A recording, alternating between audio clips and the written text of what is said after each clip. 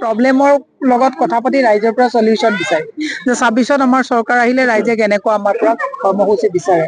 আজি আমি নকওঁ, আমি ৰাইজৰ শুনিবলৈ আহিছো আৰু সেয়ে আমি প্ৰাণৰ শিল্পী জুবিন গাৰ্গৰ জুবিন ক্ষেত্ৰত আমি ইয়াৰ পৰাই ৰাজীৱ ভৱনৰ পৰা আহি ইয়াত আমি আজি তেখেতৰ ওচৰত আমি আশীৰ্বাদ বিচাৰিছো যাতে আমি অসমৰ হৈ অসমৰ হকে যাতে কাম কৰিব পাৰো, তাৰ কাৰণে এই যাত্ৰা আমি আজি আৰম্ভ কৰিছো। এটা প্ৰশ্ন আছে আপোনালৈ যে SIT-য়ে এতিয়া অখিল গগৈৰ বিৰুদ্ধে গোচৰ ৰুজু কৰিছে, কাৰণ আমাৰ দলে পাঁচটা গ্ৰুপ ঠিক কৰিছে। আমাৰ আটাইকেইজন শীৰ্ষ নেতাৰ নেতৃত্বত এটা গ্ৰুপত মই আছো আৰু মোৰ লগত আমাৰ দুগৰাকী জ্যেষ্ঠ নেতা, আমাৰ বিধায়ক নুৰুল হুদা ডাঙৰীয়া আৰু প্ৰদেশ মহিলা কংগ্ৰেছৰ সভানেত্ৰী মীৰা বৰঠাকুৰ আৰু আমি 11জনীয়া এটা গ্ৰুপ।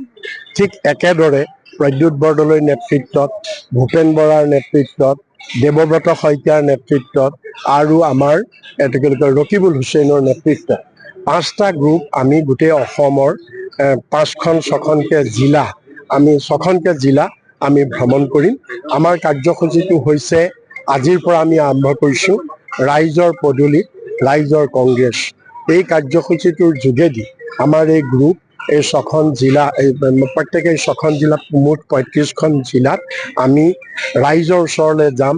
বিভিন্ন সংগঠন, বিভিন্ন স্বেচ্ছাসেৱী সংগঠন, civil society organisation, NGO organisation আৰু ষ্টেক হোল্ডাৰ, এইসকলৰ লগত আমি জিলাই জিলাই মত বিনিময় কৰি আমি আমাৰ 26ৰ বিধানসভা নিৰ্বাচনৰ বাবে যিখন আমাৰ ইস্তাহাৰ মেনিফেষ্টো, এই মেনিফেষ্টোখন এখন ৰাইজৰ মেনিফেষ্টো হিচাপে আমি কৰিব খুজিছোঁ।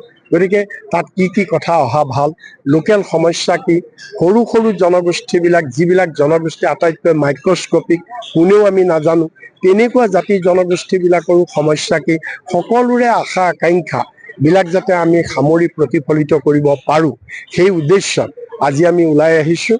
আমি আজি প্ৰথমতে হাফলং যাম, কালিলৈ আমাৰ হাফলং, পৰহিলে কাৰ্বি আংলং আৰু তাৰ পিছদিনাখন ৱেষ্ট কাৰ্বি আংলং। তাৰ পিছৰ পৰ্যায়ত আকৌ আমাৰ নগাঁও, মৰিগাঁও আৰু হোজাই জিলা আছে।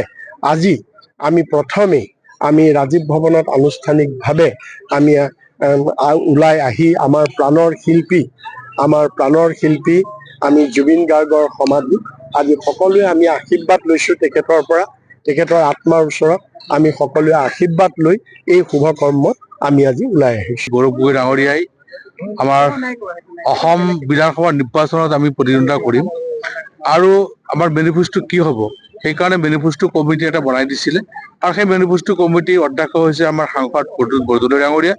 আৰু প্ৰদ্যুৎ বৰদলৈ ডাঙৰীয়াই আমাৰ অসমৰ 5টা জোনত ভাগ কৰি 5টা টিম আমাক বনাই দিছে। এটা টিমৰ সভাপতি আমাৰ গৌৰৱ গগৈ ডাঙৰীয়া নিজে আছে, এটা টিমত আছে আমাৰ বিধায়িনী দলৰ দলপতি দেৱব্ৰত শইকীয়া ডাঙৰীয়া, এটা দলত আছে ভূপেন বৰা ডাঙৰীয়া, এটা দলত আছে ৰকিবুল হুছেইন ডাঙৰীয়া, এটা দলত ৰিপুণ বৰা ডাঙৰীয়া। গতিকে ৰিপুণ বৰা ডাঙৰীয়াৰ নেতৃত্বত আমাৰ টিমটো আজি আমি অলপ সময় আগতেই আমি আৰম্ভ কৰিছোঁ আমাৰ অসম প্ৰদেশ কংগ্ৰেছ কমিটিৰ কাৰ্যালয়ৰ পৰা।